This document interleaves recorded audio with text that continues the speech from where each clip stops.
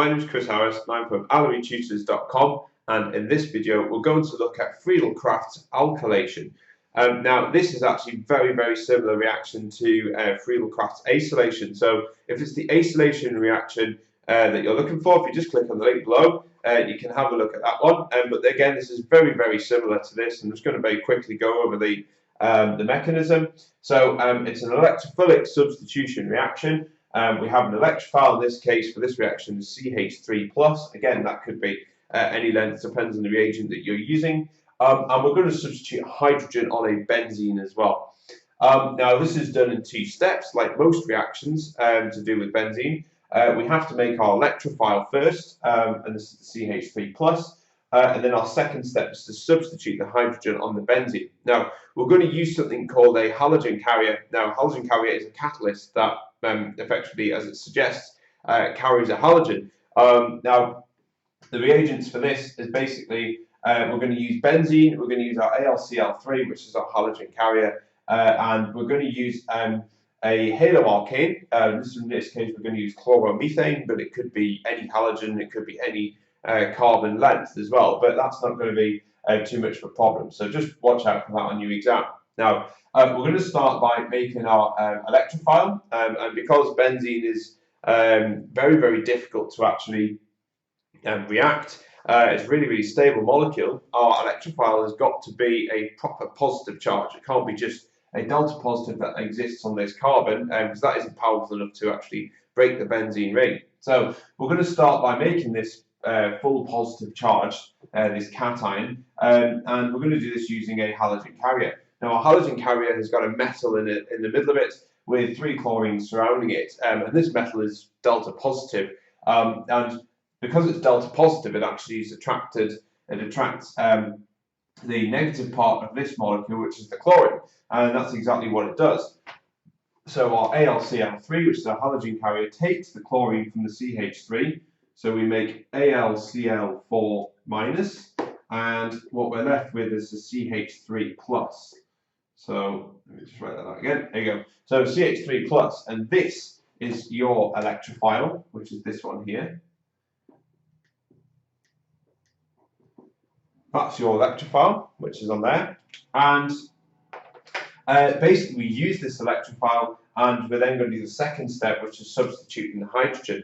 So we're going to draw our curly arrow. Now, our curly arrows, remember, show us the direction of electron transfer. All of our electrons are in the delocalized ring of the benzene. So this is going to go and attack that delta positive carbon, which is on the CH3 there. And then we're going to draw this intermediate,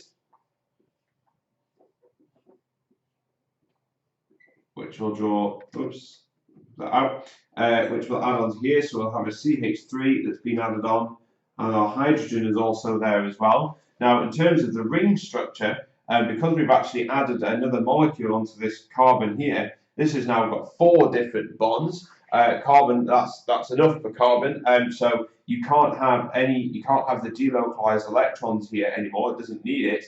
So what we get is this horseshoe effect, which is there. We have a positive charge in the middle, and if you notice that actually the extent of these delocalized electrons doesn't exceed the carbons that are adjacent to the attacked carbon. So there's your carbon there that's been attacked in the middle. These are the adjacent carbons, and you can see that our horseshoe effect doesn't go, or horseshoe delocalization doesn't go beyond these 2 adjacent carbons. It is important that you need to address that as well. Make sure you know not to do that. Now, our final step, obviously this isn't very stable, is our electrons come from our bond between the carbon and the hydrogen into that delta positive, into that positive charge, to stabilize it, and we form this product here. So we'll draw it here.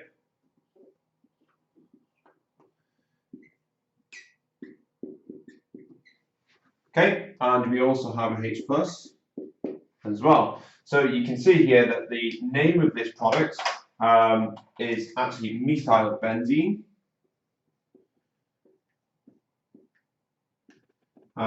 Again, if that was a different length, if that was 2, that would be ethyl benzene. If it was 3, it would be propyl benzene, etc. So Make sure you're able to name that properly as well. Now, the last thing we need to do is just see where the catalyst or how the catalyst is reformed. Here's our H+, which is here, and this H+ can then react with our halogen carrier, which is over here. So we're just going to bring that reaction down here. So we've got AlCl4-, which was over here. We're going to react that with H+ ions, which we've made down here.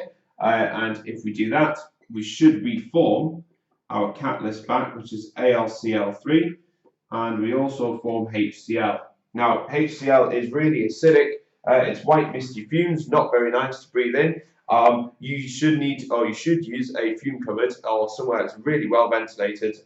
It's not very nice to breathe that stuff in. But you can see that your catalyst has been regenerated. There it is there, that's the AlCl3, and that would get you extra marks as well if they asked you to show you how the aluminium chloride acts as a catalyst. Then it's very important that you show it being reformed back again because it's not actually used up as a reagent.